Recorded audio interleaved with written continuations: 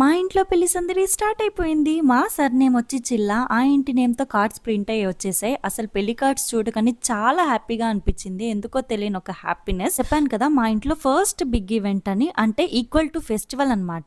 మేమైతే మ్యారేజ్ కి correct 1 week ముందు లగ్న పత్రిక అయితే రాసుకున్నాం. సో టైం ఎక్కువ లేదు, అందుకే కార్డ్ ప్రింటింగ్ అయితే ఇచ్చేసాం. 2 days లో అయితే వాళ్ళు ఇచ్చేసారనమాట. ఇంకా 5 days ఉంది. ఇంకా టైం అయితే ఎక్కువ లేదు. లాస్ట్ 2 days అయితే మనం కార్డ్స్ పంచడానికి ఉండదు, మిగిలిన మ్యారేజ్ వర్క్స్ అయితే చూసుకోవాల్సి ఉంటుంది. కాబట్టి కార్డ్స్ రాగానే ఈవినింగ్ పసుపు కుంకుమ పెట్టడం అయితే స్టార్ట్ చేసేసాం. ఫైనలీ బొట్లు పెట్టడం అవ్వగానే అన్ని నీట్ గా సెగ్రిగేట్ చేసేసి దేవుడి గదిలో అయితే పెట్టేసాం అనమాట. నాకు ఈ పెళ్లిలో ఏమర్థమైందంటే పెళ్లి పనులు పోస్ట్ పోన్ చేయడానికి అస్సలు ఉండదు. మామూలుగా లేజీగా ఫీల్ అయితే పోస్ట్ పోన్ చేసుకుంటూ ఉంటాం కదా, పెళ్లిలో అయితే అలా అస్సలు కుదరదనమాట. ఏ రోజు ఆ రోజే చేయాలి అండ్ లాస్ట్ మూమెంట్ దాకా ఏదో ఒక వర్క్ అయితే ఉంటూనే ఉంటుంది. ఫైనలీ మా అక్క బావ నేమ్స్ వెంకటేష్ అండ్ సునీత.